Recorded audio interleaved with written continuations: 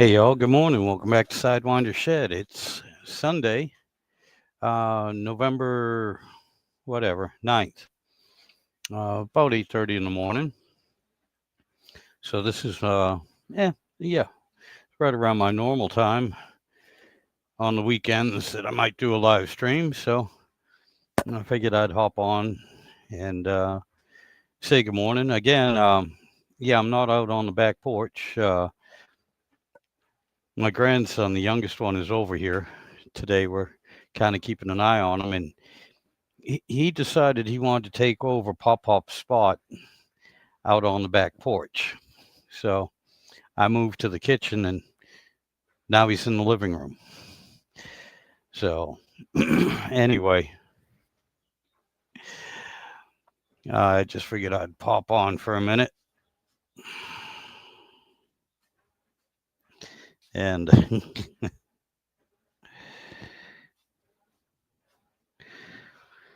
just let you know, I'm still kicking. I'm still around. Again, like I've said for the last few weeks, between the extra hours at work and everything, and then trying to basically only having the weekends to do anything, life kind of gets in the way, and I don't have a whole lot of time to get here. And yeah, good morning, Philip. Yeah, as soon as you're decent, buddy, you can you can hop on here, my friend. Good to see you. I know I've missed you the last couple times, but then again, I've been on at other than my normal times, and haven't really been on much at all. But other than that, I hope everyone had a good Halloween. Um, ours was pretty good here. Usually we have a big Halloween party, but this year was a little bit smaller. It was a little bit more subdued, and being the party animal that I am, I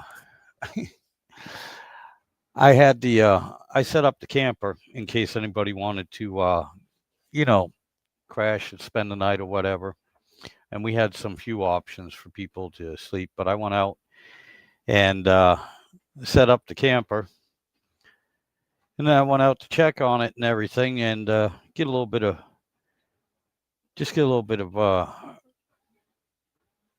quietness. My back was hurting. I wanted to lay down for a minute, and my God, that was about 8:30, 9 o'clock or so. Yeah.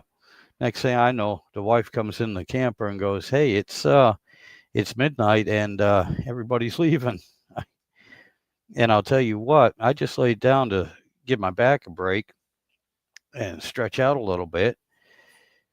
And I was watching something on YouTube. It was only a 10-minute long video, and I saw the first 3 minutes of it, and that was it. Next thing I knew, it was midnight, and the wife's waking me up.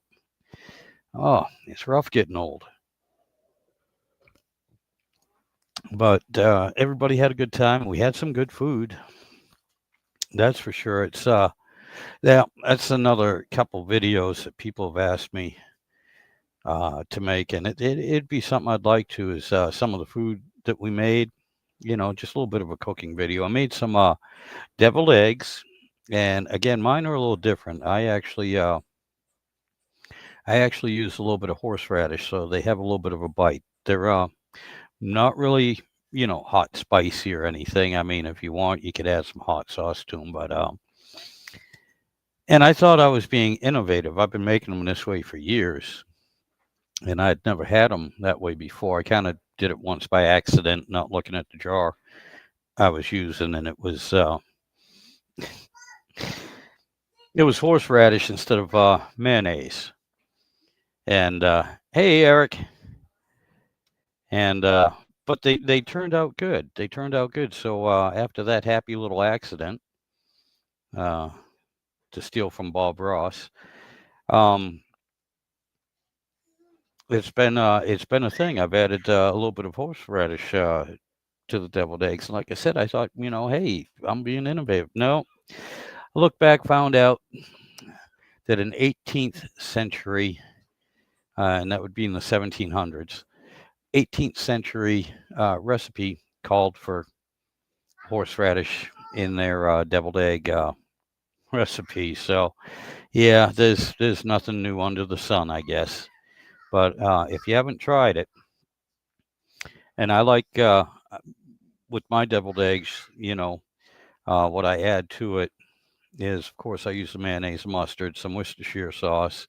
I do add a little bit of onion and garlic powder, and sweet relish, sweet pickle relish,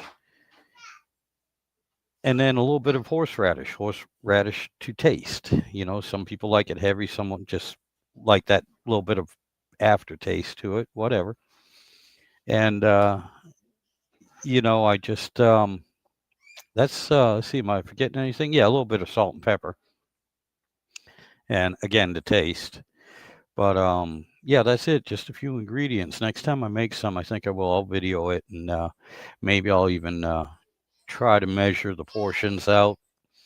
A lot of my cooking, I'm not a chef, I'm a cook, and I'm not even a professional cook. So a lot of my recipes and a lot of things that I make, they're instead of measuring everything out, a lot of it is done by eye, how it looks, by feel. Is it too runny? Is it too dry? Is it too tacky? Um, by smell, and then tasting along the way. Even when I do follow a recipe and I do measure things, the tasting is so very important along the way, so that if the recipe's right or if it's something that you like. You might want to add a little something to it. You might want to take away a little something to it. So, oh my God. Yeah, I am so sorry, guys. Yeah, yeah, yeah. Let me put up the link. Good Lord.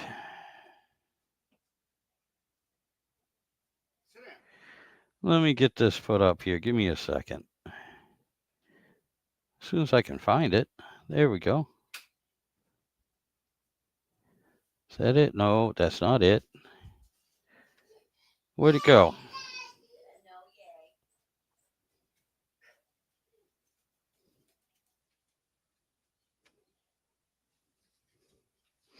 Yeah, give me a second here, because they changed everything around, so it's in a different spot. That's my bad. I got it. We're coming. We're getting there. And yes, Eric, comparatively speaking, it's not too bad. It's a little chilly. It ain't too bad, though. Come on.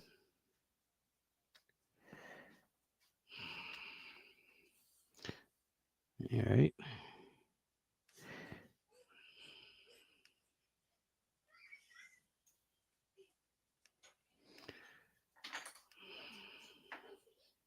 I am trying, guys.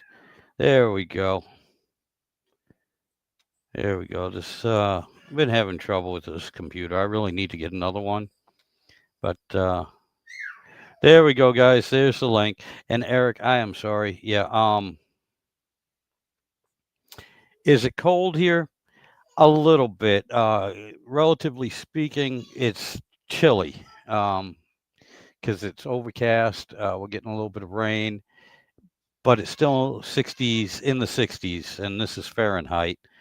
A lot of the United States right now, especially on the East Coast, I mean they're down in the 40s and 30s Fahrenheit. So it's actually, comparatively speaking, it's warm.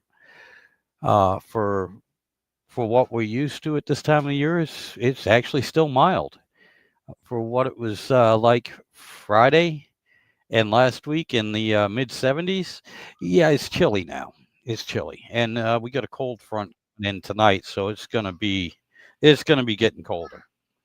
But anyway, thanks for asking. And there's Philip. Yep. Hey. Yep. Yeah, again, I'm messing with my phone here, trying to get it where I can get a bigger screen. But well, it is what it is. How you doing? I'm doing good, buddy. I've been watching your videos and Yeah, Bear Rose challenges and yeah. everything. Well, A- that comes from him. Because he just started doing. He just came back. He hadn't Yeah, been doing a whole lot, yeah, and it was yeah. good to see him again. Yes, And sir. that was just it. He was talking about that old rat rod, hot rod he's got. He was doing a cold start on it, and I had to just make the comment: was there really any doubt that the thing would start? Oh yeah. Because you know how he is. He's going to keep them things running like a Swiss watch. Yep, yeah. And I love Sir Rat, the one Yeah. that he started up. I saw that video and I saw your reply and everything. Yeah. And So that was exactly it. I was yeah, going to go around and do just that. Everything I got that's got an engine on it, I keep my stuff running in good order too. So I just started doing one video after another of Bear Rose cold start challenge, just to show that all my stuff will fire right up too. I gotcha. I gotcha. I might follow your trend, although Yeah. everything I got I use on a daily basis, so it's not a big deal. But just to be a Well, smart yeah. ass, I might go Yeah. ahead and do that. Yeah. But it's Well, good to see you, sir. that's the secret, especially to the small engines. The secret to keeping a small engine running is to keep it running. Yeah. Fire it up every couple of days. Oh yeah. Don't let it sit in the shed for 6 months and then expect to pull it out after it's gotten a chance to get all rusty on the inside, Oh yeah. Yeah. That's for damn sure. because That's for damn sure. I mean, you know this, man. The worst thing that you can do to any vehicle is nothing. Is let it sit. Yeah. I mean, you're better off beating the shit out of it. It'll last longer than Yeah. if you just leave it sit. Yep. Yep. It's, there's plenty of times when I've got no place to go. There's nothing that I need to do or anything, but I'll still take a vehicle out and run it around the neighborhood. Just because not only starting the engine is important, but getting that transmission to cycle a little bit too. Yeah, Whatever it is you got. the wheel seals and Yeah, everything else. everything, everything. Yep, Get everything moving. Yes. yep. Even if it just means driving around the block a couple of times. Yeah, yeah. Just Yeah. get it up to temperature, Yep. and then you can park it. You're good. And I mean, yeah, that will extend the life of the vehicle. Yep. More than having it sit in a garage, even a climate controlled garage. A lot of the museums Yeah. have figured this out too, because it's like, yeah, this thing's in perfect shape. It was just Mhm. rebuilt and everything. And Yep. why is it leaking? How come every Yeah. time we start it up, stuff's just blowing all over the place? And that's if we can get it started. Yep. I have $1 million idea that I'm going to give away right here on your show. Oh, okay. This was a thought that I had. That let's say you got an engine up on an engine stand, and Yes, you sir. know you're not going to get to it for 6 or 8 months or whatever. And Hi. what I have done in the past is every now and then I'll come along and I'll flip the engine upside down. I'll just spray the heck out of that with WD-40 or something, or pull the heads off and just be spraying WD-40 all over it. But you find that you still got to keep doing this every Yeah. now and then. And here was my thought: what if a guy was to create some kind of a device where you could just screw on where you would screw off the oil filter, screw on a device that is got nothing more than lines going down to a pump, down to a reservoir of oil, so that you can just flick a switch and oil the engine while it's sitting on the engine stand. You see what I'm saying? Oh, I got you. Well, you know what? I have that Barney engine Yeah, yeah, I built. Now it's 2.5 going on 3 years ago, and yeah. it's been sitting. Well, I finished it 2.5, 3 years ago, and it's Right. still sitting in the shed. And what I do is about every month I go out there and I hand crank it, Yeah, turn it over. But I don't have the distributor hooked up. I just have it right, sitting in there. So right. yeah, I take my You can electric crank. drill. Yeah, Yeah, and it has a locking trigger on it. So if I'm by myself, I'll yeah, hook that to the oil pump while I'm spinning the engine, because on these old yeah, LA engines with the shafts, yeah. it oils through the crankshaft, through the camshaft, through the engine block before it Right, ever gets to the top end, and you have to line up all those oil ports, all those holes. right. Right. And so, yeah, I will do that about once a month. I'll get everything in there, and I don't use WD-40, Yeah. but those cylinders are. I do have oh my god, a mixture of a little bit of ATF and Marvel Mystery Oil in the Yeah. cylinders. Okay. So I keep everything lubed, and as I spin it around, I mean, obviously, before I ever actually get the thing started, whether it's on the run stand or put it in, uh, that I know that whole oil pan is going to have about 15 gallons worth of freaking Marvel Mystery Oil and Yeah. transmission fluid Yeah. in it, and it'll have to be drained and changed, but it's not going to hurt anything. See, and what you're doing there, I mean, that works. If you got an oil pan on it and you got the thing pretty much buttoned up, Yep. you don't have to have a carburetor on it. But in my case, see, I've got the valve covers off. I've had the heads off, and the pan's not on it, and I that's got just it. But my idea would be that, yeah, I'd have to at least put the pan back on it. But you know what I did do back in the day? I had this old Pontiac 350 engine that sat up for about 2 years before I got it done. And one of the things that I did, because it was popular at the time, was that Slick 50. Oh my God, yes. And you can still get that. Yep. And Yep. and that stuff's proven itself to me. And that other product called Prolong, that Yep. stuff has proven itself to be pretty dang good. And yeah, I would use that Slick 50 as an assembly lube kind of thing. Oh yeah. So, and it worked out fine, so. You know what I was thinking when you were talking about for the oil filter? I was thinking, a low pressure, low volume, electric pump. Yeah. And you can get because you can get adapters where you can hook a oil cooler onto where the oil filter goes. And why not use those lines, but hook it to the Right. pump and Yep. then hook that to an outside sump, Yep. Yep. and you could even set it nowadays. You can even get a timer. Just plug the thing in, hmm and just like your outside sprinkler or light Exactly. system and Exactly. You get everything. yourself here. My thought was going along those same lines of using 120 volts, drive a pump, Yep. and you can put it on a timer. You make it come on and run for 10 or 15 minutes once every 24 hours or something. Yeah. Yep. And that way you don't even have to be around, Right. So that would be pretty smart. And here's one of the things. Here's another thing too that I do know. In fact, I got to double check on this one. But if you remember the old 4.3 liters that you would find in the Chevy Blazers, the S10 Blazers, and Oh yeah. and like the S10 trucks. Well, for a while there, they had done just that. They had to put an oil filter adapter and bring the oil filter up underneath the hood by like where the battery is, because in those S10s with the 4.3s where the oil filter was, it was too hard to get to those things. You had to get to them through the wheel well, and you Oh had yeah. to take the tire off and everything else to do it. I So gotcha. with that being said, nowadays you could probably go to the junkyard and find an early 90s S10 with a 4.3, get that oil filter adapter off of that and use that, because it was There two you go. solid lines that came up, Yep. and it's at that point that you can just attach a pump and a sump to it, and use Oh that. yeah. Yeah, no doubt. Now, whether or not that adapter will go to a Chevy small block from the 4.3, I don't know, but Well, I know the one way to find idea, out. yeah, the idea is there. Yeah, yeah. The thought is there. And Eric, Just Eric, just doing junkyard part kind of stuff, rather than either finding an aftermarket specialty product or having to invent something yourself. Just go with what you know already.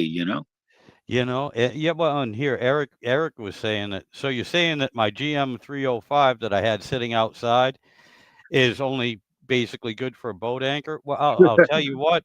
I'll tell you what, Eric. Depends on how long it was sitting outside, and two, just like the 350s, a lot of those 305s, they would surprise you. I mean, they are a tough little engine. Yeah. I They wouldn't, really are. I wouldn't write that engine off, not for a second, just because it's No, sitting outside doesn't mean nothing. What no. the first thing you do is you take it into a shop and have them acid dip it, or some of these shops, they have one of these washing machines that use like a caustic detergent. It'll clean that block right up. And then the very first thing you do is have it magnafluxed if it's an iron block, and check for cracks. And then you go from there, Yeah, and just like anybody would. that's if you want to rebuild it. Because I mean, Yeah. I'll be honest with you, the 305s and the old small block 350s. That back in the day, plenty of times I pulled one out that'd been sitting for years. Yeah. Okay. To a fact where it's like, I don't know. The spark Yeah. plugs have rust on them on Yeah. the inside, and I'm not sure. But you crank the thing up, and after 2 or 3 heat cycles running it and everything, Uh-huh. I mean, yeah, it's not perfect like a brand new Well, rebuild or anything, but they will run. Well, this is what I do. Like if I've got an engine that's going to be setting up, first thing I do is I go in there and I loosen up the rockers on them and deliberately move them off the push rod, so you're not leaving any valves hanging open. I gotcha. You see, because on a V8 engine, there's going to be one cylinder that's going to have a valve open. Oh yeah. And when that happens, now you can get all that air and moisture and humidity in there, and that's the cylinder that's going to rust up on you. Yep. And then when you go cranking it, then them rings are going to run across that rust. Now you've destroyed them rings. Yep. And that's going to be the bad cylinder. So, yeah, if I put an engine up, the first thing I do, if I know that I'm putting it up, I do just that. Pull the valve covers off, loosen up the rockers, and enough to where you can take the push rods off, so you know that you're not hanging a valve open. And of course, inspect the springs, make sure you don't have a broken spring, and then leave it, because with those valves shut, and if you got the pan on it, air shouldn't be able to get into those cylinders to rust it up. Right. Even and that's that's the thing. A lot of people forget too. You need 2 things for the rust. You need moisture and you need air. Yeah. Without air, without oxygen, it don't matter how wet that thing is, how much water's in there, it will not rust. Well, the water's got oxygen in it, so there is a such thing as depleted water, where the oxygen level is so low. I used to do I did heating and air conditioning when I was in Chicago, and part of that trade is also working on boiler systems. And I've worked on boiler systems where all the oxygen, it's a closed system. They're just of heating water, and they're closed systems, and they've been so depleted of the oxygen from the constant heating and cycling that water actually comes out black. And the reason why it's black is because it's picking up the iron that's in the pipes and in the radiators and stuff. But yeah, and the worst thing you can do to a system like that is to open it up and let oxygen in. Yep. Because it'll flash rush, just like an iron cast iron pan. It'll flash rust right before your eyes. You can watch it. Yep. You can see it. But yeah, I mean, there's all sorts of cool little tricks and stuff you can do. Yep. And like I said, that 305, Eric, I wouldn't worry too much about it. I mean, if you were planning on rebuilding it anyway, it's probably still good. Yeah. If you weren't planning on rebuilding it, you might have to do a little work to it.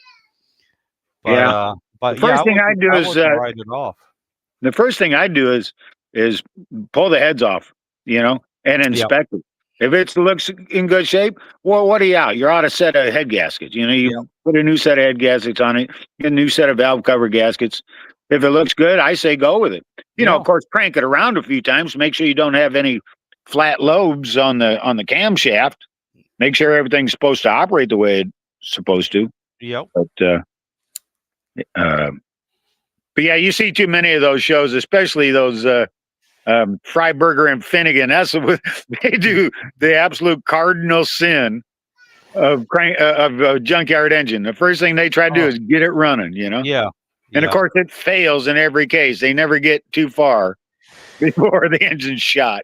Yeah, that always, that. But look, they know what they're doing. They know that they know darn well that what they're doing is wrong. But like their slogan was, doing the wrong thing the right way. Right.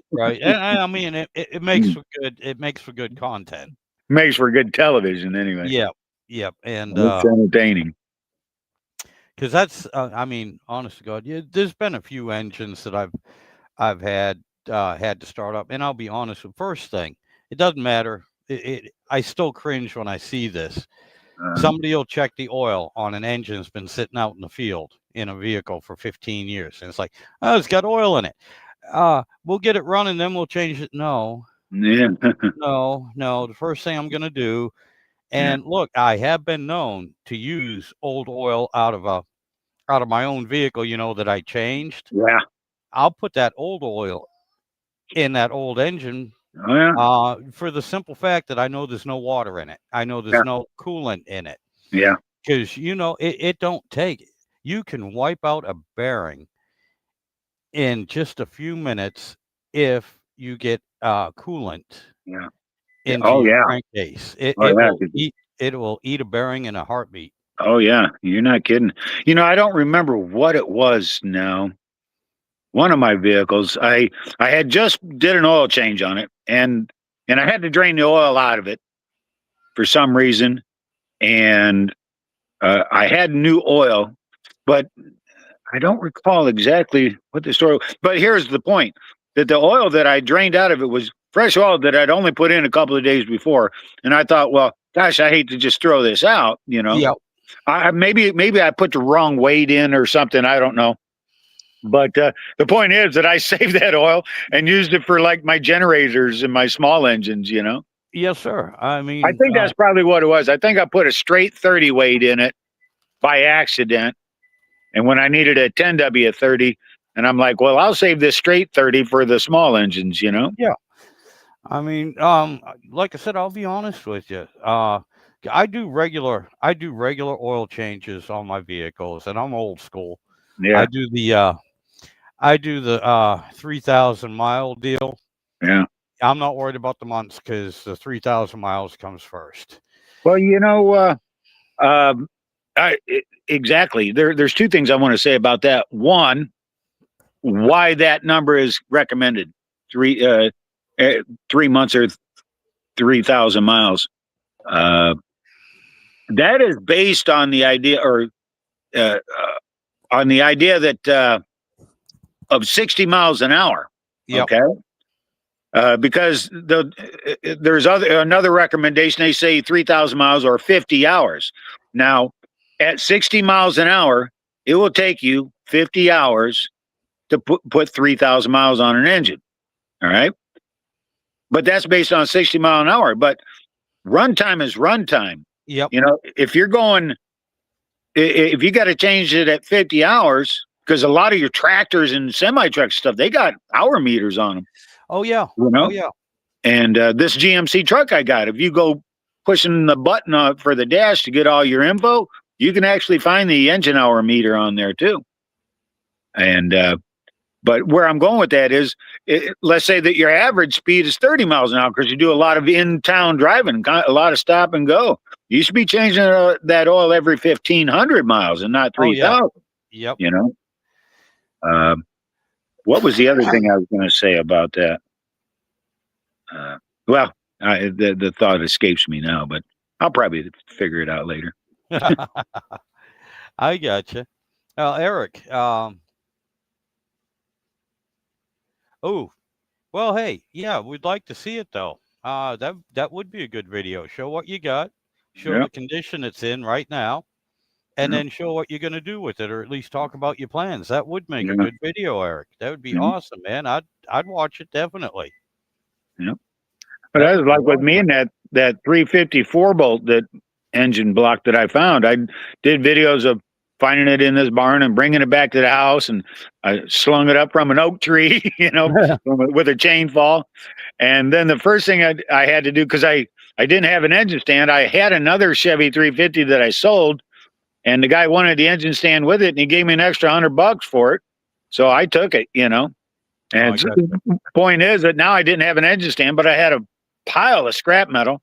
So I decided I'd start doing a video on welding up an engine stand, Yep. I remember watching that. Yes, and sir. then, and this is what happened, there were some life changes, and I needed to sell my property and move on. So I had to stop in the middle of that, and never got back to it. But now I'm squared away over here at this other place, and And that's exactly what my plan is to get back on that. But uh, what has happened is since then I've spun a bearing in that Pontiac, so I want to pull that engine out first and do that.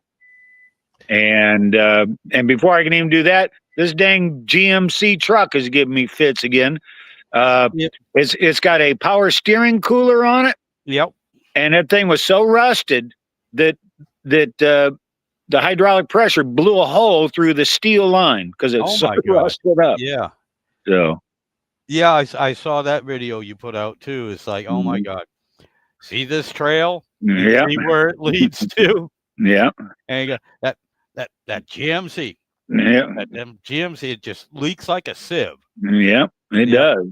And I still haven't straightened out the radiator problem. So, and here's the reason why I've been hesitant about this, because what you got to go through to get down to the radiator, you got to tear the grill out. You got to tear the whole front end of the truck off. I swear, you know.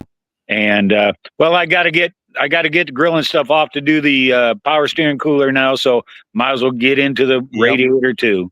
Yep. And if you're going to do While a you're radiator, there. you might as well do new hoses. If you're Yep. going to do new hoses, you might as well do the thermostat. And of course, you're going to need gaskets and all that, and get new hose clamps. It's all the little nickel and dime stuff that'll get you. And I'll tell you what, they're getting $8.50 and $10 for a damn hose clamp nowadays. You know, that's Oh yeah. ridiculous. Yeah, I know it. And unfortunately too, uh, throughout the last couple years, my supply of the old hose clamps that were still good. Yeah. I said I'll save these, but right now, for $1.50, $2, Uh-huh. I'll buy a new set. But I'm gonna keep the old ones just for emergencies or if Right. I'm locking up an Backup. engine Right. or something like that. Well, now those old ones are my go-to instead of buying, like you're saying, Yeah. Yeah. $10 a clamp, $12 a clamp. I'm like, holy, what the hell? Yeah. As a matter of fact, here's the crazy thing. Getting back to that power steering cooler on that GMC truck, I thought now I was going into town. I had to go to the grocery store anyway, and they just put up a new AutoZone, but they've manned it with people that don't know the first thing about auto parts. Yeah. I don't even think they know how to work the computers on the desk. And yeah, I'm calling them out right now. AutoZone needs to step up their game, because when I went in there, I told them what I needed. I told them I had a 2007 GMC truck. I needed power steering cooler for it. And the gal looks it up. And she's like, "Oh, there's no such thing for that truck. We don't even have it on our computers." Well, first of all, if they knew anything about vehicles, they would know that GMC truck has a power steering cooler on it. Just because a computer doesn't say that they have one, that could be a computer problem. But Yeah. that's exactly the point. Without if that computer screwed up, they can't even make a sale. Yeah. So this is what I did. And secondly, so then I called another store, a different company, and checked with them once I got back to the house. And yeah, it's like $175 for this. And all it is a piece of steel tubing that's about 24 inches long, and it's bent in a U shape, and it's got some fins on it, $179, whatever. I'm like, they're crazy. So where I've been relinquished to is doing the one thing that I don't like to do, but find myself having to do, and that's to go to some of these online auto parts stores and ordering it there, where you get it for half the price. Yeah. One of them was like $60 for the same thing that the retailer here in town wants $179 for. Oh yeah. Yeah. Yeah, it's So- unreal. And It just frustrates me that I'm being forced into doing a lot of that online stuff, and I'm not happy about that. Especially, matter of fact, a lot of them are like this. That essentially it is like this. Once you send them your money, you better get the right part, because if you don't, you're screwed. yeah. And they don't can like box up the wrong damn part. Oh yeah. yeah. Because they're humans. They'll make mistakes. Yep. And here's the thing: if you get a part and it's not right, or it's faulty or something, well, you're not getting your money back. The last time I had to deal with it was I won't mention this company's name, because overall they're pretty good, so I don't want to spoil their reputation. But here was the thing: I bought a whole new brake set for that Pontiac on all four corners. And one of the calipers, it was just a bad casting right from the foundry when they made the thing. Oh, yeah. Now, how it got out of that foundry into a machine shop to be milled and turned into a part. Excuse me 1 second, John. I was going to ask my brother-in-law to get me another soda. Okay. Where I was going with that is, it was machined into a part, then sent from the manufacturer that machined it to this wholesale supplier, who then sells it to a retailer, who then sells it to me. How did it get that far and be a bad part? You know? Oh, and then because I had to order it online, fortunately, the company that I ordered it from, and the reason why I ordered it from, is because they have an 800 number that you can call and actually talk to a person and explain your problem.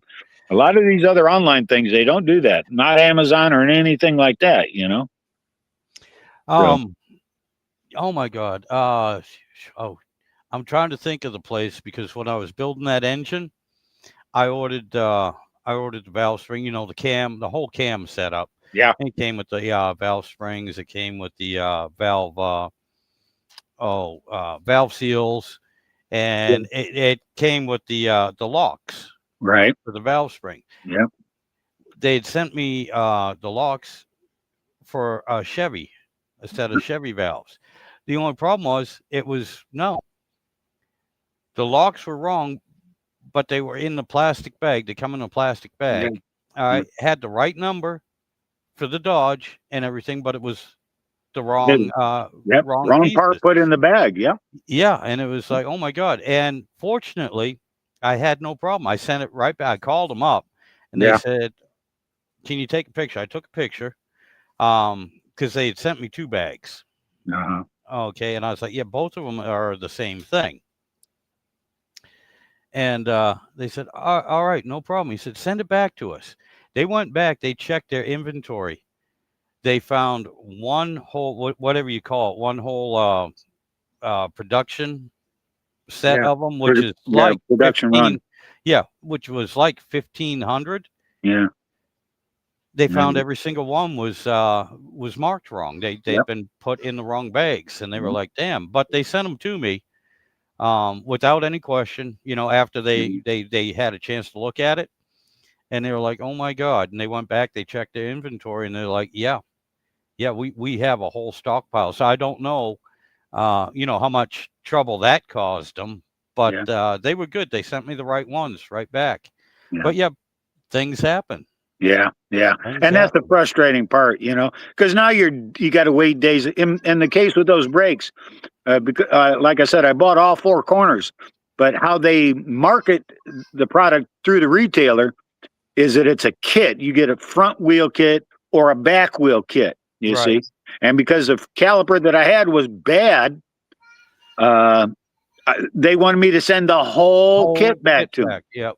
And then I had to wait for them to inspect it and verify that it is in fact bad before they'll send me another one. Yep. Right. And so I'm like, well, I can't do that. I says, how about we do this? How about if I just buy a whole nother front set? You send that out to me, because I can't wait weeks for you guys to decide. Just send me another one. So there was another $750 that I had to up front to get them to send me another set.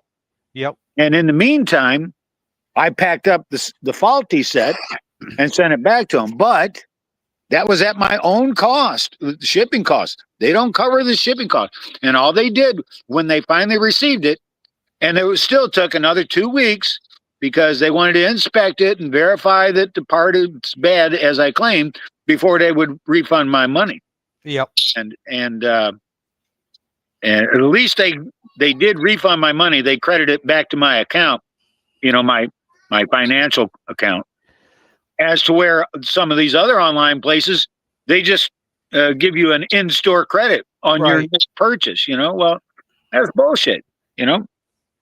And you know what I've found recently too, and this has been bothering me. I've had to send a few things back, get a refund, whatever, or even cancel an order. And I've noticed it a couple of times, they did not refund the tax. Yeah. You know, Yeah. the price is $90. Well, after tax and everything, all Well, right, they're supposed to refund that tax because that's not a sale. And if there's no sale, there's no tax right. on no sale. So, but yeah, they're keeping that money. Yeah, and I mean, a lot of times, you know, it ain't but $3 or $4, but Mhm. still, I'm like, all right, if you're doing that to me, and you do that to 400 other people, you know, I say, Yeah. you're making some money here, all right, that the government don't even know about because it was supposedly taxed, but there was no sale, Yeah. and so you get to pocket that $3 or $4 on each sale that you don't return the tax on. Well, now, and then in my case, here's what I know that they refunded me the tax on it, but they didn't refund me the On shipping, shipping, yep, which was another like $35. So when I call them, I'm like, hey, this refund is incorrect. You didn't refund me the shipping. They're like, well, we can't refund the shipping because we shipped it. That cost is there no matter what, you know. So not only did I not get refunded the initial shipping cost, but it also cost me about that same amount to ship the part back to them. right. You know?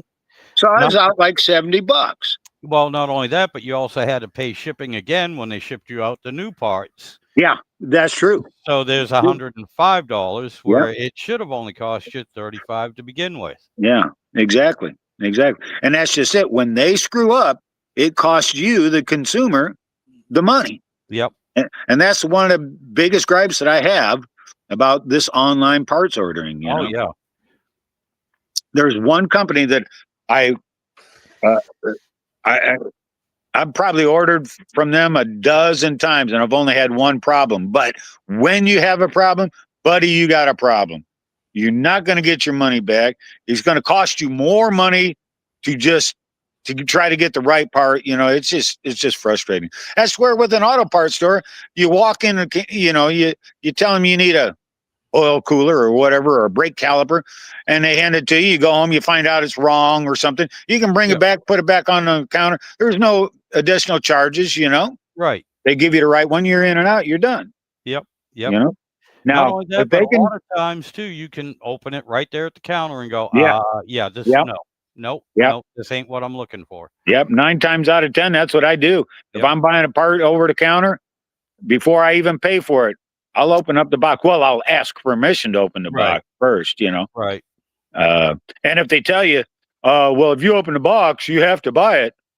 Well, okay, well then no sale, because Yep. I'm not going to pay for this thing You know, and very find out it's the rarely, wrong part. You know? I'll be honest with you, very rarely have I ever run into that problem Oh, at I the have. local parts store. I mean, I Mhm. have run into it, but very, very, very rarely. And most of the time too, I'm also returning a core, Yeah, and so they have no problem because they're sitting there going, "Well, the guy's going to need the fucking part to begin with," yeah, yeah, you know. And it's like, let's make sure he has the right part because it's less of a problem, yeah, you know, yeah, all the way yeah. around. And he's a repeat customer. And then, like for instance, with this GMC truck that I got, this was the 2007 was a mid-year change. And the 2007s make reference to the uh, early body style and late body style Yep. for the 2007 production year, and they are entirely different. There's a lot of differences, and you'll find that out if you're trying to buy a body panel or something, you know, because Oh it's yeah. not even the same, you know. So that lends itself to other issues that you can go in there and tell them, well, I need a well, like for instance, um, I was getting I was going to do a transmission fluid change, right? And what they were showing was the um early style had a deep transmission pan, and the later style has a shallow transmission pan. And you need to know which pan you have for the proper filter, transmission filter, because it's got a longer Right. tube Yep. on the Yep. filter. You got to have the longer tube if you got the deep pan, and a short tube if you got the shallow pan. Yep. That's Well, like I the looked Dodge. at the pan. I looked at the pan, and I'm like, well, that looks like a shallow pan, so I'll get the shallow kit. No, that was actually the deep pan. So No, I I got can't imagine what a shallow pan looks like. It's got to look like a flat plate of metal, you know? I got you. You know, that's like the Dodge. The difference between, I mean, basically your overdrive transmissions, your 518s, uh, the 3-speed transmission part of that is a 727, basically. But Um, that's one of the differences because you have that overdrive unit. It needs that extra bit of transmission fluid, so it has a deeper pan. yeah, yeah, Whereas the 727, and both pans will fit. yeah. They'll both Um, fit, but you got to have the deeper because you need the quantity. You know. right, right. You got to, and yeah, the filters, yeah. And you have to be specific on that. You know, I need it for an A518, not for a 727, Yeah. or I need it for a 727 with the deep pan. You can explain that to either. They show it on the computer. That's one of the things I'll ask is a deep or shallow pan. Well, yeah, on the 518s, they're all deep pans because you have that extra overdrive unit that you need the extra fluid for. Right. And yeah, it's and again too. Speaking with my Dodge, um, 92 was the last year of the LA 360. I was just going to ask you that question. Yep. I was going to ask you what year did they start the LA engine? Well, they the Magnum engine, the 360 Magnum, 93, and this is the last year of my body style. Okay. Before they changed the body style. But 93 was the first year that they put the 360 Magnums in. Okay. However, 92 was the first year that they put the 318 Magnums in Okay. the truck. But so, yeah, you have to be Yeah. really, really, really careful when you're getting parts I remember because, I had an 89 Dodge van, 89, I think it was, 88 or 89. And I know it had a 318 two barrel in it. That must have been the A engine then, huh? well, no, LA, because Was it in LA? yeah, yeah, LA came out in, I believe, 1972 is when the LA series Okay. came All out right. because before that you had the 318 Polys, Ollie's, right. and those were the A engines. The LA Okay. stands for they changed them a bit. They went from the Well, what about all their 383s and the 440s of the late 60s, early 70s? What were those considered? Do you know? to be honest with you, I'm really not big on the big block Dodge engines. You have to realize this is my first Dodge. I was a Ford man all Yeah. my life. This is my first Yeah. Dodge, and the only I reason was why, I was a GM guy, Oldsmobiles, yep, Pontiacs, and Chevys. In fact, the Chevy was easy, you know, oh because yeah, if you start learning on Oldsmobiles and Pontiacs, you can do a Chevy no problem. yep, And of course, I'd have a couple of buddies that have the Ford 302s or 351s. Here's what and still to this day, I don't have it clear. It seems like Ford made a different engine for every single car they ever made, yeah, you know? yeah. Well, especially the 351s. Yeah, And because yeah, I will tell you what, one of the best engines that they have ever made was that 351 Cleveland. And the problem yeah, the was, Cleveland, but they also had a Windsor and then they had the modified. and the modified. And then you got into the 390 block. They had a 390 modified. And I think all the 390s were actually Windsor engines, but then there was the 390 400, which Yep. was altogether different creature. And then when you got up into their performance stuff, they made a 427, a 428, and a 429. And I Yep. swear they made 3 different engines of each one. So there's 9 more different Oh engines, yeah. you know? Yeah. Yeah.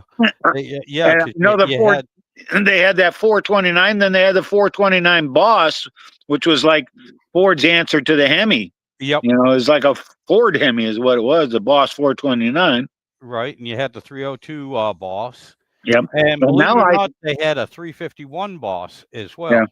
And I think it's John Kazi now. This is already a few years old, probably 7 or 8 years ago, that I heard that John Kazi, who does Ford racing stuff, he's actually making for the aftermarket a 429 Boss head lookalike that will bolt right up to Ford 460 blocks. Oh, no So guys, kidding. who got 460 blocks can actually buy these John Kazi uh, Boss 429 heads, bolt them right on their 460 block, Yeah.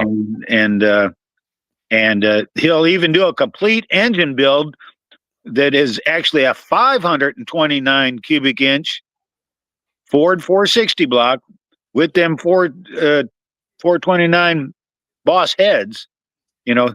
Oh yeah. Well, I'll tell you what, the Ford 460 uh is And like let's not forget about the Ford 427 Cammer oh engine my too. God, yes. You know, now I'm not a Ford guy, but if I ever saw a Cammer engine laying around, I will snatch it up. You Yeah. Oh, know? look, when I was in high school, um my last year of high school, senior year, I was in the automotive shop and I ran across in the want ads a 1966 Ford Galaxy 500. Okay, and they said it had a 428 in it. Well, I went and I looked at it, and of course, being in New England, it was in rough shape. And somebody had taken the intake manifold and everything off the engine. The engine was seized up. I'm Yeah. looking at it, and I'm like, "That's not a 428," and it had 7-liter badges All right. all over the car. All right, and I'm looking at it, and I'm like, this does not look like a Ford engine, to be honest with you. I'd never seen one before. So I went back and I told my shop teacher about it. They wanted $500 for the car. And I said, it's stamped on it 427. All Uh, right. Now I'm young. I never knew Ford made a 427. I didn't know about the yeah. side oilers. I didn't Yeah. know Yeah. anything. Yep. Okay. I still don't know enough about them. Well, he was asking me about it, and I said, I swear to God, I said, it had, I said, the heads were weird. Okay. I said, because it looked like it had damn camshaft on it. I said, maybe that was just the, the shaft rockers. I said, but it looked like it Right. had goddamn camshaft on. And he told me, he goes, yeah, no, you don't want to mess with that. You don't want that. I was like, okay. I didn't have a place to work on it anyway, other than bringing it to school. And the thing needed way too much work. Um, I found out 2 years later, he bought the damn thing uh-huh. because that's exactly what it had in it. It was one of the old, if you've seen them, it was one of the factory drag cars. Oh, okay. That's what it was. Because to me, I thought somebody had stripped Great. it and Yeah. turned it into a drag car, but no, it was one of the factory. Like Yeah. they had the old Falcons. Yeah. This was the Galaxy 500 version of it. The damn engine alone back then was a $20,000 engine, and that's not even being in working order. Right. Right. You know, that reminds me of I was watching that Dennis Gage, My Classic Car, Yeah. and he had one guy on there that had a Comet that he had the 427 Cammer engine in it. Yep. And the story behind that was that the guy came across this engine first. He knew what it was. He bought it. He held on to it for years. In fact, over time, he slowly rebuilt it. And once he had it as a running engine, then he started looking for a car to put it in. And he knew that they did a Comet drag car with the 427 Camry in it. So he wanted to make it like that. And so he found himself a Comet and built it. Yep. And he made it, and he built this one like a 60s gasser style car, Oh, you know. yeah. And it's not a factory original drag car, and he doesn't know anything about the engine itself other than where he found it, and how he came about it. But it's still a pretty cool story because now here he's driving around on the street with this gasser style Comet. Yep. With a 427 camera in it, I thought that's a pretty cool story. I like those kind of stories. Oh my But God. it's just like I was when I was doing heating and air conditioning up in Chicago, there was this old man that I used to go to and service his house every once in a while because he had started. See, when I worked there, I was working for my grandfather's company, and my grandfather had established that clientele many, many years ago, and we constantly coming back. So now here's this old guy, and I pulled up to his house one day. It was the first time I went there, and I told him who I was, and I told him that I knew that he was a friend of my grandfather's and stuff, And here's the thing: when I pulled up in the driveway, sitting in the driveway up by the garage, is an old World War II Jeep in mint condition, Oh like my God. like Yeah. original. He even had the shovels on the side Oh, and good the Lord. jerry cans Yeah. and and everything. This thing was restored just like an actual World War II Jeep. And we started talking about that for a minute. He's like, "Well, let me show you my other project," and took me inside his garage where he's restoring an old 1914 Model T. Oh God. And he told me, he says, when I started this project, I had nothing. He's like, I had an engine. He's like, I found an engine, and then I found a transmission, and he's been piece parting this old Model T together, pieces and parts as he finds them wherever, And the car was about 3/4 of the way done. Oh yeah. All they needed was the actual back body part of it, and it was one of those like the T-Bucket Roadster style Yep. cars. It wasn't like the sedan back, like a Vicky is. It was Right. it was like the I guess a Roadster, I guess is what they called it.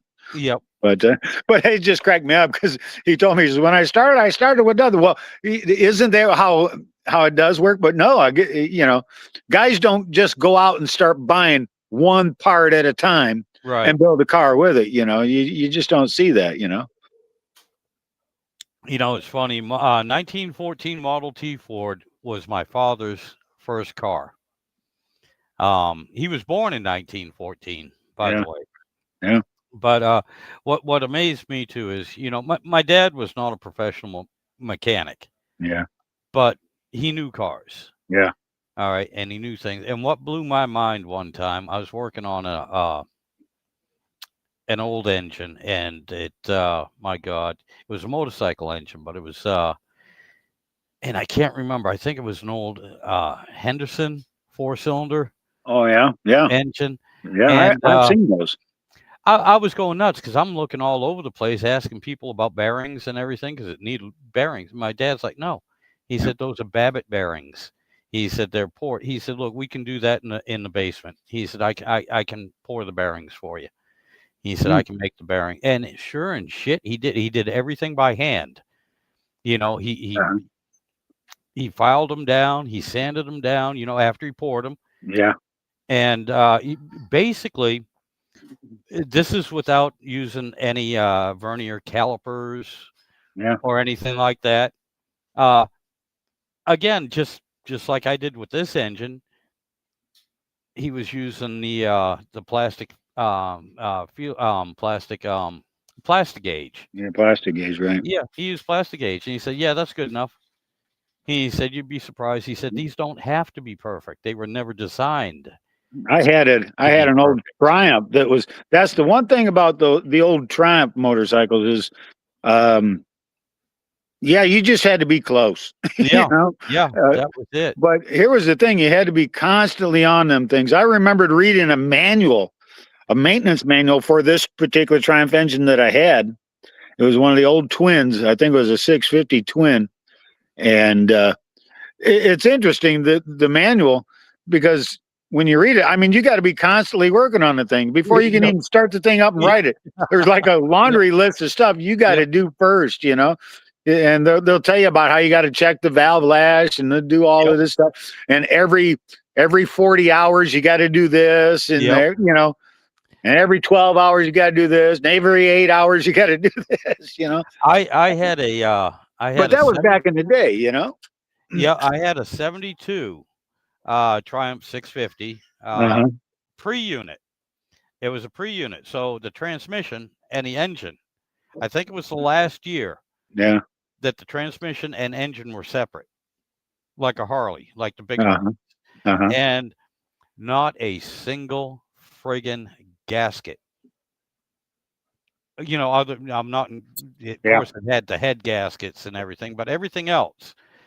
Not a single friggin' gasket between the cases or even on the primary covers or anything, because I'm looking at it, I'm like, where are the gaskets? And like, no, those things were machined so well that they weren't supposed to have gaskets. Now I finally Right. got a hold of an old guy that used to be a Triumph dealer, Uh-huh. and he loves Triumphs. Matter of fact, that's where I got my '79 Triumph from.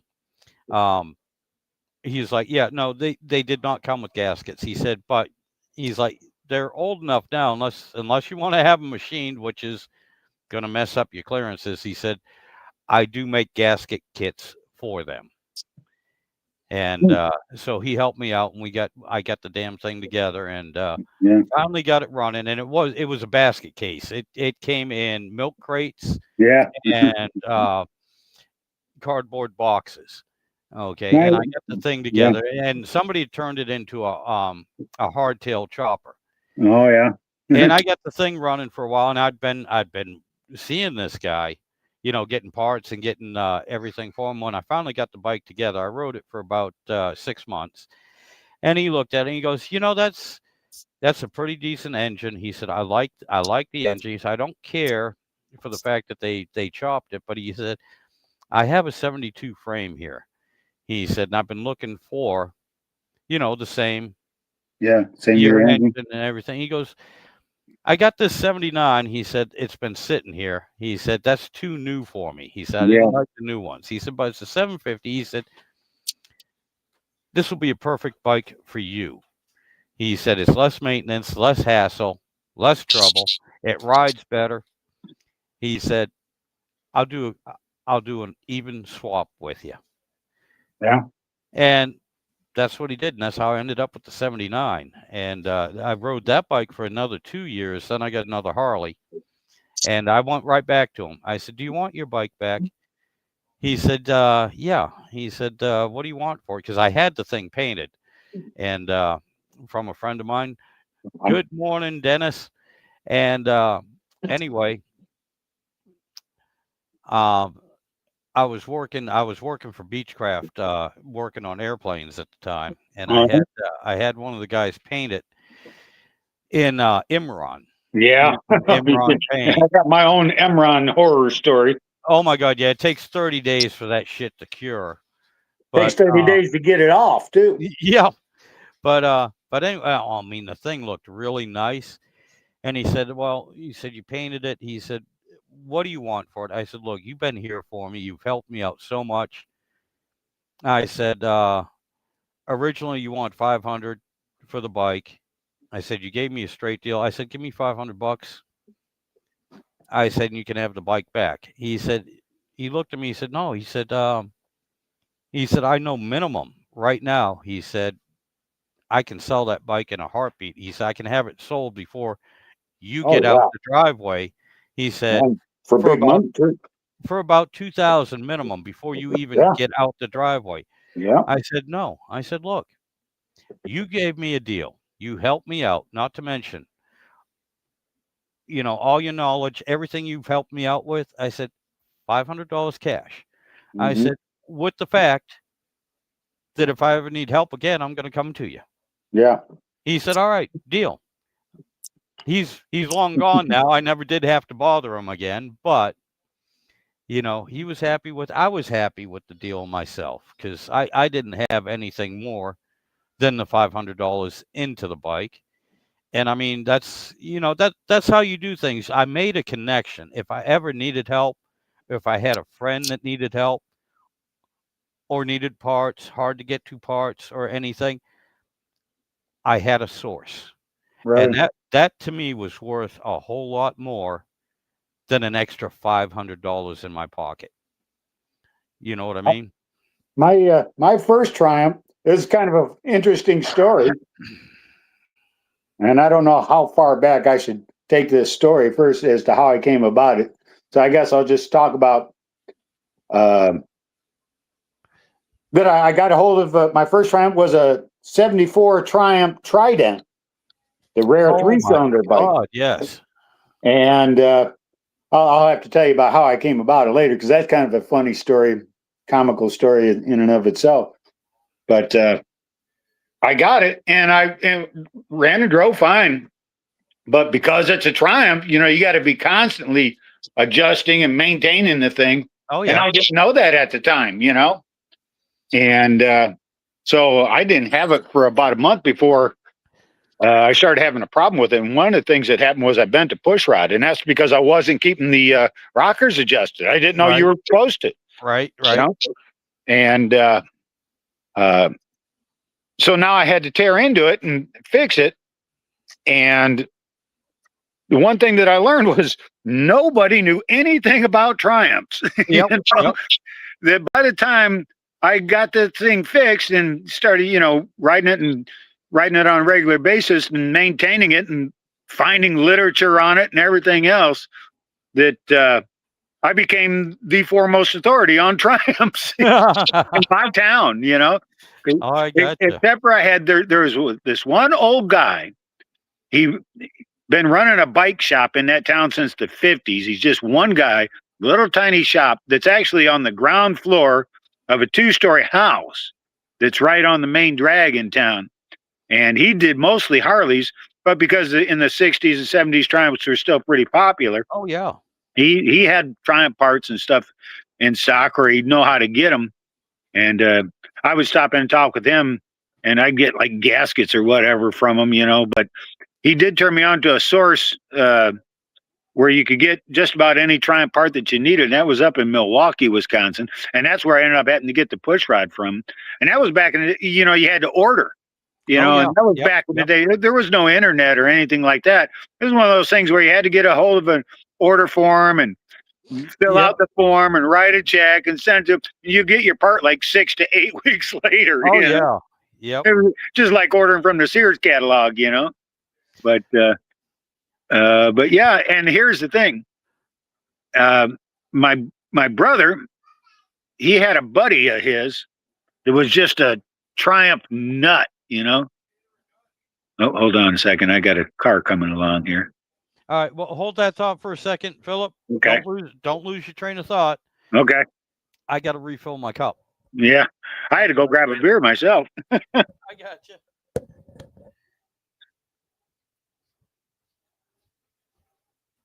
So, but let's see who's making comments on here. Oh, I can't see the comments on my phone. I wonder if I can zoom in a little bit. Yeah, there we go. Oh, look at that. I can do that. Well, that works. That works. Huh. I don't know if you can hear me or not, but I got a new phone. And I'm just learning all these new features on it that I didn't know. So,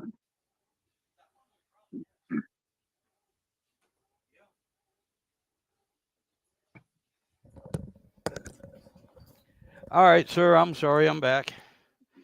oh yeah. Now, where was I? Triumph, your brother. Oh yeah. So my brother had this friend. He was a Triumph nut, and when he learned that I had a Trident, well, he'd be bugging me all the time. Hey, why don't you sell me that Trident? Why don't you sell me that Trident? I told him, no, I'm going to hang on to it. And then one day I came across a deal on this old Honda CB750. Yep. And it was just a nice looking bike. And I fell in love with it. And the guy only wanted $500 for it. So, I mean, I did everything I could do to come up with $500, In fact, I was delivering pizzas at night, moonlighting, delivering pizzas at night. And for this one little independent pizza place. And I even approached the owner of the store and asked him if he had loaned me $500 and I would work it off, which he did, which was kind of cool. So I went and got this bike, and I got it home, and I called my brother and told him, I says, hey, I got a new bike. You got to come and check it out. And he's like, yeah, okay, I'll come over and check it out. But what he obviously did is he went over, I think the guy's name was Jerry. He went over to his buddy Jerry's house and got Jerry first before he came over. Because you could see the two of these guys was already conspiring, Yep. Like, I know my brother probably went over to Jerry and said, hey, my brother just got a new bike. Maybe he'll sell that Triumph to you now. Yep. And that's exactly what happened. They showed up, and Jerry, he's just dogging me, boy. Oh, will you sell me that Triumph now? And I'm like, no, I think I'm going to hang on to it, But he's like, well, you just let me know, And I'm like, look, Gary, I'll tell you what I'll do. I says, I paid $500 for this Honda. If you give me $500 for that Triumph, you can have it. He just about shit his pants. He Oh couldn't yeah, believe no he was doubt. getting a Triumph Trident for $500. So, You know, but I sold it to him, and yeah. the bottom line here is I ended up getting a Honda CB750 for free. Oh yeah. Yeah, and it's funny, Philip. Some of the vehicles that we've had growing up, Yeah. okay, and when we were younger and everything, and even though they were older, all right, they were Mhm. cool. They were kind of cool at the time, but they were a fucking pain in the Oh, ass. oh yeah. You I know, can remember my first car. If I were to see one in excellent condition today, I'd jump on it. oh yeah, You know, but but that's what I'm saying. Think of the things that went through our hands, and we were just like, this thing is a pain in the ass. I yeah, can't depend on it every day unless I'm working. For every 5 hours I drive it, yeah, yeah, I got to put 10 hours worth of work into it. yeah, yeah, Whereas I can get this other thing that's mass produced, yeah. and I don't have to worry about it. I turn the key and I go. And right now, that's what I want. Never thinking that 40, 50 years later, we're sitting here going, Jesus Christ, if I kept a hold of that pain in the ass piece of shit, Yeah, I wouldn't have to worry about retiring. yeah, I'd have, you know, yeah, two or $300,000 worth of stuff that, yes, it still needs to be worked on 10 hours for every 5 hours you use it. But, and I only bought it for 2 or 300 bucks at the time. Well, now I can get $30,000, $40,000 for it. Son of a yeah, bitch. yeah. Of all the vehicles that I've had in the past, the one vehicle that I can think of right off the top of my head that I would not own again is that damn 71 Dodge Dart with the slant six. Oh, really? I would not, because that thing, every time you turned around, I was having a problem with that thing. It was just one thing. And of course, at that time, I didn't know anything about Chryslers. Yep. And, and that ballast resistor, that's Oh, not a thing that exists on GM cars, you know? believe it And or not, that's something I had on my Harley on 3 of them. yeah, and that's, like I said, that can be a real pain in the ass if you don't know nothing about it, Right. why it's there, what it does. Yep. Yep. I on my 74, and this was such a nice bike too. Matter of fact, I took third place at the World of Wheels show with it 3 years in a row. Couldn't get any higher, but then again, I was riding it every day too. Right. It wasn't just a show bike. Yeah. But that was, oh my God, the first 2 years I had that. What was it It, again? it was an old 74 Harley Sportster, but Okay. it had been built. It had a stroker kit in it. It was balanced and blueprinted. It had hand ground Lime Weber cams in it, and I changed the front and rear sprockets because I was doing a lot more highway driving with it, and so I wanted to drop the RPMs. It only had 4 gears, and I wanted to drop the RPMs on the highway. Um, and because it was a stroker, it had so much bottom end torque. Was that? Let me ask you. What was that? One of the AMF Sportsters? Yeah, it was. AMF bought the company out in Yeah, 1969. yeah, So AMF production years was 1970. yeah. And the reason why I asked that is because I have on my phone still somehow or another it managed. I just got a new phone, and I'm surprised it's a lot of the data that I thought was lost on my old phone. Yep. When I got it switched over to this new phone, it reappeared. And where I'm going with that is there's a picture that I have of a buddy. He's actually a buddy of my dad's back in the 70s when he just got his new Sportster. Now, I Oh, think okay. it's the same exact Sportster that you're talking about. So, what I'll do is after we're done here today, I'll find up that picture. I'll do a screen grab and then I'll text it to you and let you see it and see if we'll see if it's the same bike or not. All right. Well, cool. Well, my bike had been turned into a chopper. Oh, I was had it? a Springer front end on it. Had Oh, sun yeah. rims, gold anodized sun rims on. It was a nice looking bike. Yeah. Everything on it was either chromed or gold plated, Yeah. and it was a sharp looking Well, bike. you remember that picture I sent you of the that CB 750 chopper that I Oh had. yeah. Yep. I, Yep. I liked that bike. It was absolutely unrideable. The rake on it was at 45 degrees, you Oh, I know. getcha. So that it just, and of course with forks, it just didn't work. What would have worked would have been a girder front end, because Oh yeah. Yep. a girder behaves differently, but Yep. not Well, that's extended forks. that's kind of like what I had on mine was a Springer front end, which was the Yeah, the California Springer. Springer, which was based off of the old girder front end, a Yeah, little bit different, but yeah, basically the same thing. And I'll tell you what, on the highway, oh my God, this bike was smooth. It was nice. As a matter of fact, um, at the time I didn't have a girlfriend, and me and a couple of my buddies, we were going up. I lived in Massachusetts. We're going up to Maine, and so I had everything packed, on the P pad, and of course it had the big old bitch bar on the back, right, right. and And so I big had super no. bar. Yep, Yeah, and so I had an old duffel bag, my father's old army duffel bag, and I had that packed with all our camping gear, tent, everything like that, and that was just such a perfect backrest. yeah, All right, yeah, now we're looking at a 6 hour ride. yeah. Okay, because going up in the backwoods, about an hour and a half into it, I started dozing off at 60 miles an hour, because now I had the regular controls on it, but I had highway pegs I could put my feet up, Yeah, and I had some buckhorn handlebars on it, and it was just so perfect. I'm just sitting there, and my yeah, head starts going back. And I yeah, literally fell asleep. Not long, but yeah. about Just a 10, second. 15 seconds. Yeah. Yeah, To fact, I woke up, the bike's still going. I'm still in the lane, and I'm like, holy, I got to stop. We got to pull over for a second. This is way too. That was such a comfortable bike, believe it or not, and it would take a nice sweeping curve.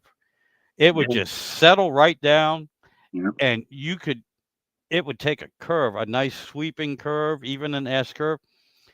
Now, if you got into anything too sharp, no, forget it. You're all yeah. over the place. You can't Right. flip the damn Yeah, thing yeah, back fast enough. But on any nice sweeping curve, all that thing would just settle down and stay right in the line you picked. yeah. Whatever line you picked, it would just sit there, sink down, and you could just crack that throttle. And for those who don't know, any raked out bike like that, the front ends are incredibly unstable. Yeah. And the one that I had, it would go in a straight line, no problem. But boy, if you had to try to make a turn, you were fighting it, because what it did was the weight of the bike, once you get that handlebar to turn a little bit, the weight of the bike wants to fall Drop down. it. Yep. And the handlebars go hard lock on you real quick and you go down. So Yep. you just going into a turn, you start to go into a turn, and instead of pushing the handlebar right, you're actually trying to push it left to keep Yep. it to go make a to make a right turn. You got Yeah. to push Basically, left, go right turn. you're kind of like counter steering. You're counter steering it. So yeah. But you talking about a comfortable ride. That's the thing about that Honda Goldwing that I got. That thing's it's just loaded, Oh yeah. backrest and a cushy seat and cruise control and radio and foot pegs and heater, and you know it's got everything except a damn cigarette lighter, and I think I'm going to fix that. I'm going to put a cigarette lighter on it. Oh my God. Yeah, nowadays that freaks people out. They see Yeah, you going down the road on a bike, smoking a cigarette, and yeah. they Well, stare I at know you. I They're can like, do "What it the on that hell?" bike. I know I could smoke a cigarette on that bike at, say, 40, 50 miles an hour, Yep. because of how big the fairing is and the windshield and everything. All the air blows away from you. I got. I don't know if you saw the video of me just riding it around the neighborhood here. Oh yeah. Yep. Uh, But the whole time I'm talking just normally, you can hear my voice just fine. It's not like I'm trying to talk over an engine noise or a wind noise. And all I did was just hung I took my cell phone and I just hung it from the collar of my t-shirt the whole time Oh, I was okay. riding, you know. It's got a Yeah. little clip on the back side of the cell phone. So I Yeah. just clipped it to the collar of my t-shirt, and that's how I shot the video. I never So even and thought about that. there's no wind noise or nothing. Yeah, I mean, I got a windscreen. This is all right. The bike I have now. This is the first bike I ever had that has a windscreen on it, Yeah, and it's it looks like an old cop yeah, windscreen, but it's yeah, tall, yeah. and I've got forward mounted controls. It's the first bike I ever had with forward mounted controls, and that took me a while to get used to because every time I started going off, I'd drop my feet straight down and I'd be running with the bike, going, oh shit, yeah, the pegs are forward. Yeah. Um, But yeah, same thing. It's such a nice bike, except I have a very loud exhaust on it. It does have baffles, Uh-huh. but it's I know nobody'd be able to hear me talk. Yeah. Yeah. But with that being said, just like you said, I've gone down the highway at 65, 70 miles an hour, no problem, Yeah. smoking With a a cigarette cigarette. in my, yeah. Yeah. Now I can't light the son of a bitch. Well, But here's what I did once I do. get it lit, I can smoke it going down the highway. I've got one of those torch lighters, and I have it in the house now. Yeah. But I make it a point that if I were to ride the bike, I'd put that lighter in my pocket. Yep. And that way you can light a cigarette while you're going down the road. And the motorcycles even got like a little glove box in there that you can put stuff in while you're riding down the road. Oh yeah, on my tank, I got a leather thing that goes down the center of the tank because I got twin tanks on it. Right. All right, and right where the split is, Yeah. it goes. I got my gauges in the middle. My Yeah. speedometer and all my Yeah. other gauges. They're on the tank instead of up on the handlebars, and right there, it's a perfect thing. It's got 3 pockets on it, and it's actually designed for your paperwork, your cigarettes, and a lighter. And it sits right there, and it has the pockets for each. And I mean, it's nice. It's like you said, like a little glove box. Yeah. And then of course I also have my saddlebags on it. This is a bagger. Yeah. My bike's what they call a bagger. Yeah. And Is it the so actual leather bags or what? yes, it is, and they're the Mm. soft-sided leather bags, and it will Right. hold an 18 pack of beer. Won't hold a case, but you can fit an 18 pack Yeah. on each side. Yeah. And that's what I told people. I walk in and to a store on the bike, and I'll be carrying out 2 18 packs, and they're like, how are you going to get them on the bike? I said, they fit in the saddlebags. Why are you getting two? You having a party? I said, no, it keeps me balanced. Balance the bike. Yep. Yep. Gotta Balances get the bike two. out. Yep. And I've then, been drinking these Modelo's, and they only sell those in a 12 pack, so I got to get two of those, you know, oh, I to got you. justify the 20 miles it takes me to go to town and back. Oh, shit. Yeah. There's I 20 got miles into town and 20 miles back. So, but But God, yeah, I think, well, ever since I got in the accident on the bike, a guy come over in my lane and I bounced off the side of his car. uh-huh. Never did drop the bike, and I don't know how that happened, but it bent the crash bar around my left leg and pinned me to the bike. So it's a good thing I didn't go down because I wouldn't have been able to get away from the bike. Right. And yeah, it screwed up my shoulder, screwed up my ribs. Not a big deal. I already broke them, every one of them before, but I think this was second or third time I broke that particular rib.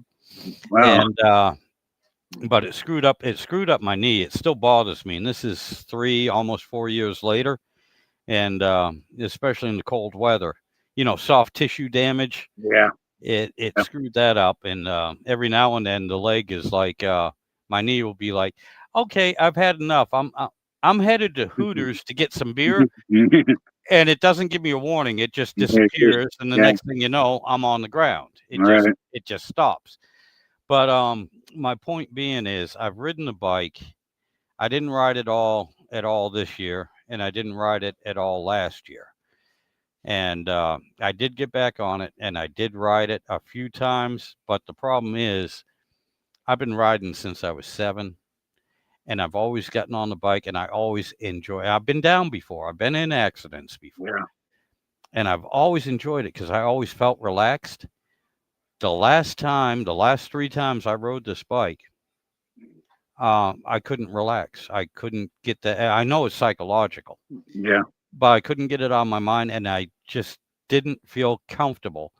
And That's like with again, this bike here. With this bike that I got, the not being comfortable on it started right off the bat because how big and heavy the bike is.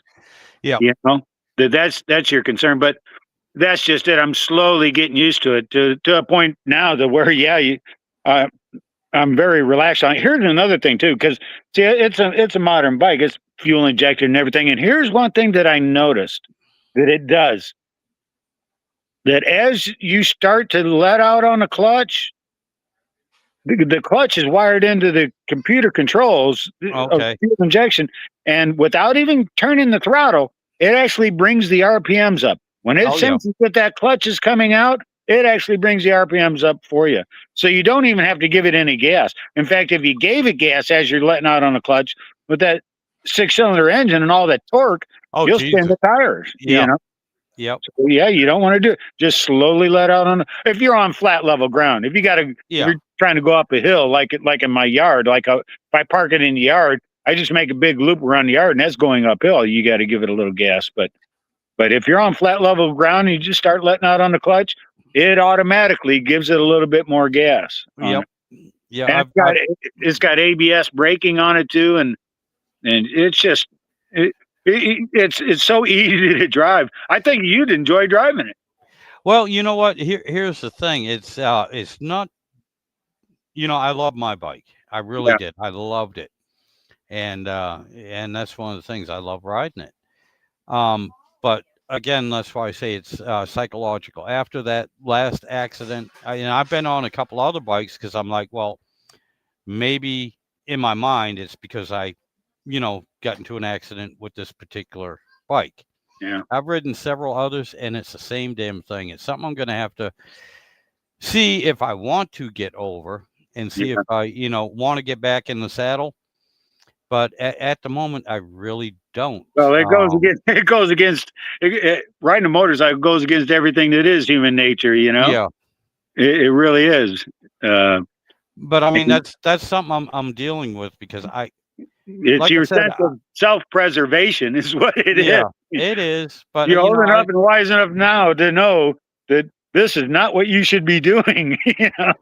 yeah, That's exactly how I feel about it. In yeah, fact, the guy that I bought this bike from, the reason why he sold it was because he's a guy my age, and the idea of a two-wheel bike, being able to handle that big of a bike, uh, was not what he wanted to do. So he bought the same thing, another Honda Goldwing, but it's yeah. the three-wheel Honda Goldwing.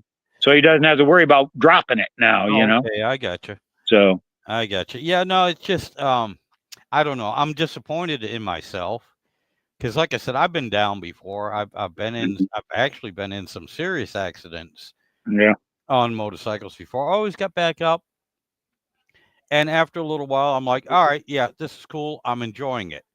Um, but like I said, I have not gotten on a motorcycle yet where I was able to get out and enjoy the ride. yeah, And I've yeah, been on several. I've even been on some Harleys. Harleys are my favorite.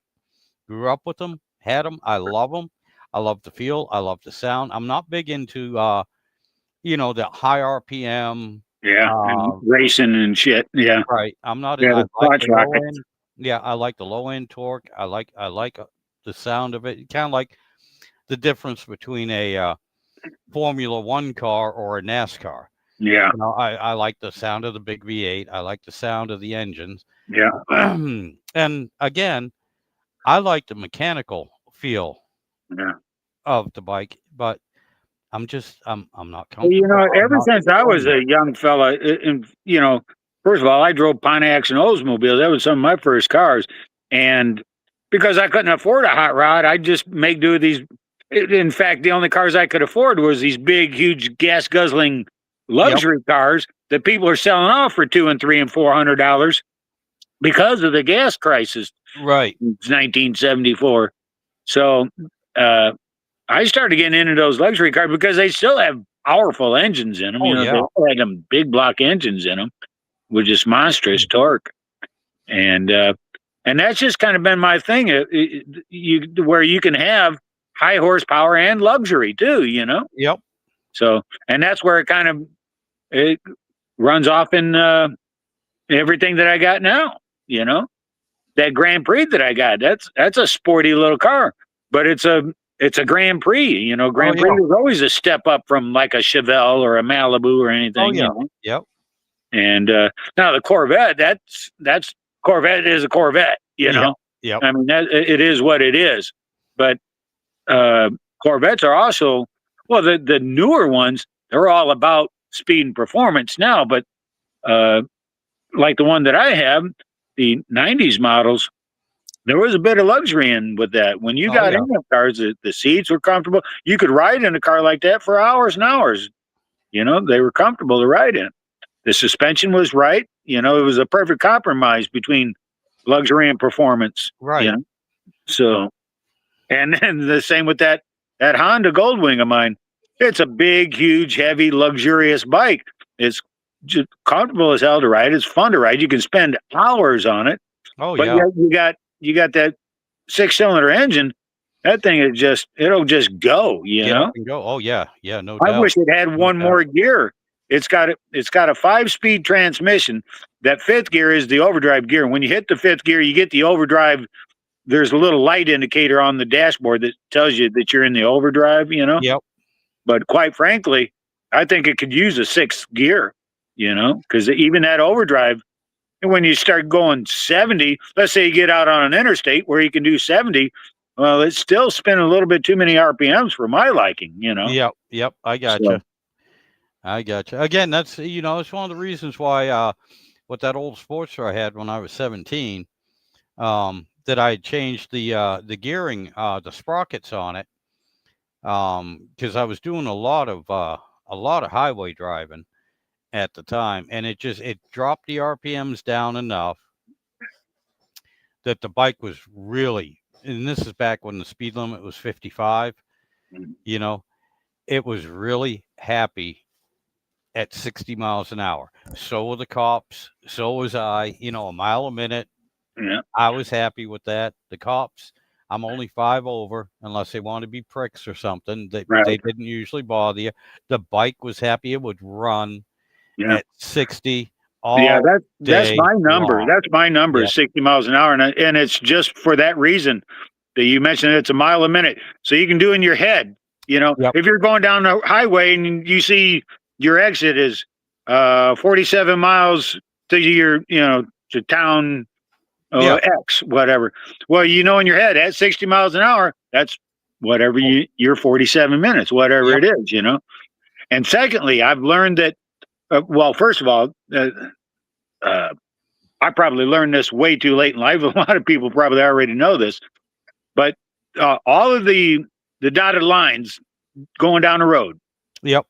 You know, whether you're on a 2-lane or 4-lane or whatever, all those lines are painted a certain distance and a certain length apart. Right. And here's what I've found, that at 60 miles an hour, you will cover 2 of those lines every second. Yep. You know, that you can actually sit there and count it. And that's how you can gauge your speed. Oh, yeah. You know, let's say if you got a vehicle like my old Dodge van where speedometer didn't work, you know, you know that at 60 miles an hour, you're going to cover 2 of those every second.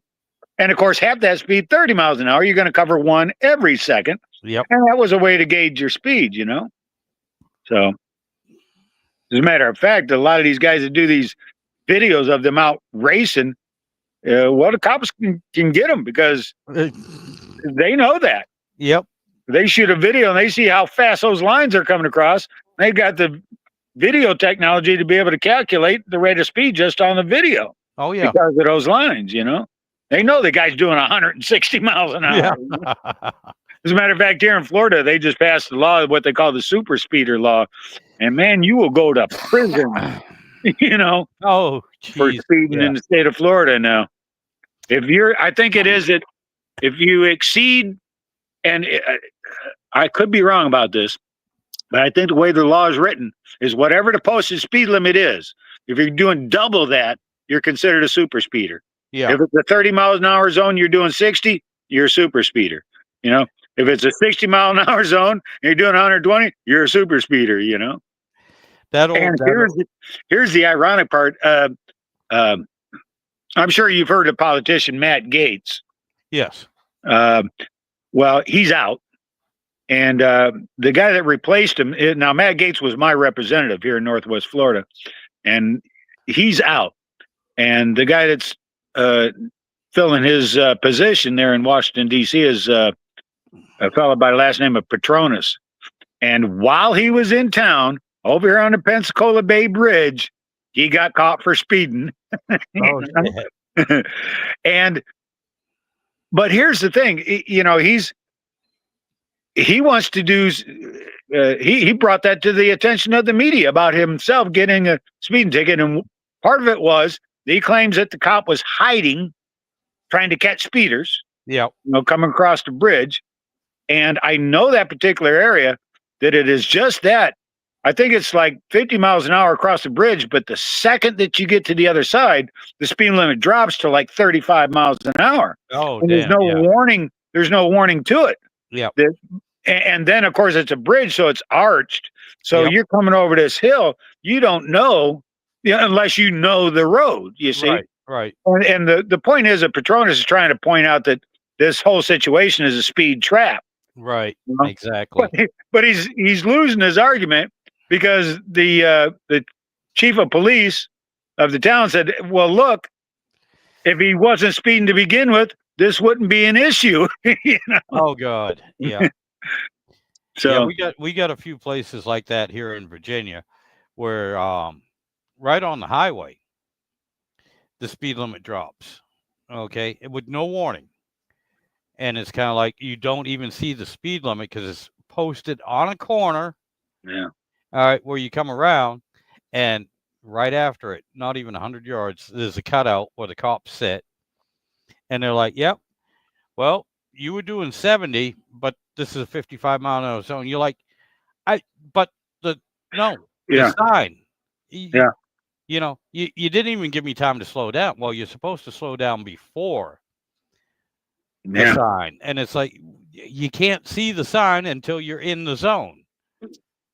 Yeah, exactly. Yeah, there's a town here in Alabama. I'm not going to mention what town it is, but they've got a set. First of all, it's just a little town in deep South Alabama, and the cops in that town got nothing better to do. I mean, it's not like they don't have crime. You know, they don't have street gangs. They got nothing to do. Yeah, you know. But this is what they do, because they're right on a main route where tourists travel through the state of Alabama to get to Florida, to get to the Florida beaches. So they've done this, and they got you coming and going. That what they do is they set up these. First of all, they take advantage of some of the rules of the road, the rules of the road handbook. You know, like for instance, just to make an example, in my neighborhood, there's not a single speed limit sign. Right. Not in my neighborhood, but it says in the rules of the road handbook that when in a residential area where the speed limit is not posted, you are not to exceed 25 miles an hour. That's one of the rules of the road. Well, and one of those other rules is that when in a rural area going down a county or state road where the speed limit is not posted, you are not to exceed 55 miles an hour. Right. Okay. Well, they do just that. They don't put up any speed limit sign for about 10 miles outside of the town, both north and south, on this main drag that people are taking to get to the beaches of Florida. And then all of a sudden, you just see a sign that says reduce speed ahead. And then you see a 45-mile-an-hour speed limit, then a 35-mile-an-hour speed limit, and a 25-mile-an-hour speed limit. And all four of those signs are within a 300-foot distance. Oh, shit, yeah. So you're ripping along the highway doing 55, maybe 60 miles an hour. And unless you get on the brakes hard, you're not going to make it, you know? Right. And they do that they've got those signs set up just for that. It's a speed trap is what it is, you know? And because they know that they're catching out-of-towners, they assign them a court date for a month later. They know that out-of-towner ain't going to show up in court a month later, you know, to fight the ticket. So they just pay it, you know? And it is a revenue generator is what Oh, it is. yeah. It's exactly what it was intended to do. But I'm not going to mention the name of the town because even though it'd be helpful for those who are going through that town, uh, they'll find me. Oh, yeah. Oh, I got you. I got you. I got you. I mean, my God, it reminds me of back in the day when they had just raised the speed limit. Get away with the 55-mile-an-hour speed limits. Yeah. But they had Virginia was one of the places. Ohio was terrible for this. Speed limit would be 60, 65, whatever for cars. Then they'd have a sign, trucks, Yeah. 55 miles an hour. Right. I got pulled over. I did not get a ticket. And there's another story to that why I didn't. But I got pulled over for doing 56 miles an hour in a big truck on the highway in Ohio. Yeah. And I'm like, are you kidding me? 1 mile an hour? I was like, this is before we have digital anything. Right. Okay? And I'm like, seriously. I thought I was, nope, you were doing 56. And he even showed me on the radar, 56. Well, to be honest with you, what got me out of that is I am a Mason, and so was the cop. Right. And I looked and I said, Brother Hiram, I said, I'm telling you the truth. There was no intent to speed. I said, I know the laws here. I know you guys are strict. I said, I was right there doing the best I could. He said, I'm going to let you go with the warning. He said, let me give you a piece of advice. Anytime you come through here, keep it at 53. He said, if you do that, don't even get close to 55. Get close to 55, right? Yeah, he said, just for this simple reason, if you're doing 56, we're going to pull you. Oh, buddy, you still there? You all right? Yeah, I'm still back.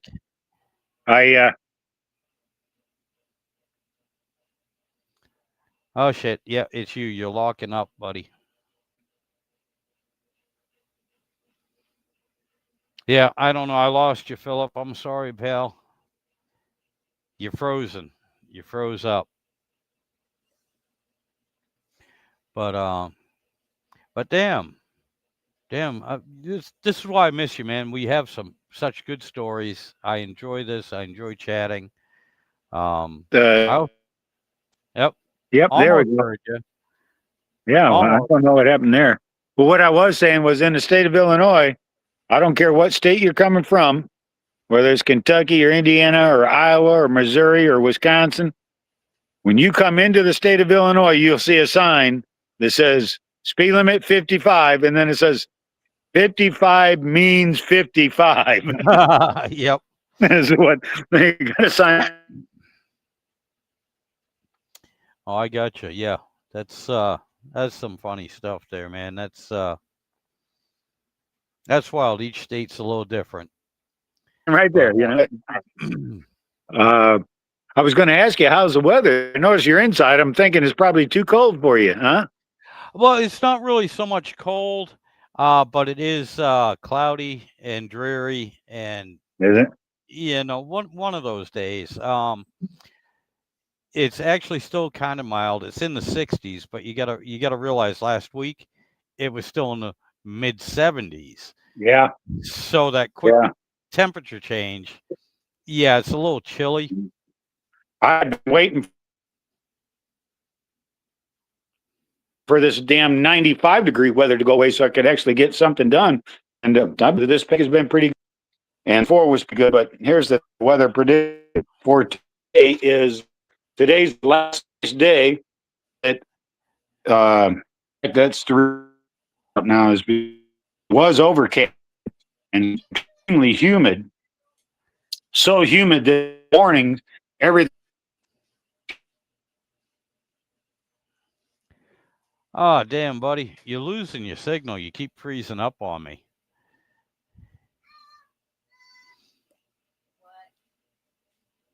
I'm just going to hang off here. I know what it is. It's my. It's been doing every day about this same time.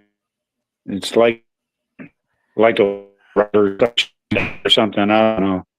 bad I signal or something. I got you. Might be too Gonna many go ahead and people. sign off here. So, All right, buddy. so Well, hey, it was great talking to you. And again, my sister Carol says hi. She tells me oh, every time that you talk to Philip, tell him I said hi. yeah, yeah. I says I kind of like her. She's kind of cool, you know. Oh yeah, yeah, definitely, definitely. All right, All buddy. right. Well, Well, yeah, listen, because I'm gonna do the same thing, buddy. I'm gonna call this quits. I've been on for an hour and 45 minutes. yeah. And So besides, I got to get over there to the barn and continue cleaning that thing out. Uh, I got the GMC parked in front of it now and I did that deliberately so that it forces me to fix that GMC before I do another thing. You I know, gotcha. I'd actually have to move the GMC to do it, any cleaning in the barn. So, but yeah, that's what my day consists of. But with that being said, I'm going to let you go and we'll talk at you later. All right. All right, buddy. It was good talking to you. I missed it. All I missed it. right. You take We'll care, my friend. see you next time. Yes, sir. Bye. All righty. All right, guys. And for anyone else that's still here, yeah, I'm gonna call this quit. And Eric, it was good hearing from you. Dennis, I appreciate you all stopping by, popping in, saying hi. And y'all have yourselves a good day. Have a good week. And we'll catch you next time. Y'all take care. And again, appreciate y'all stopping by. Thank you.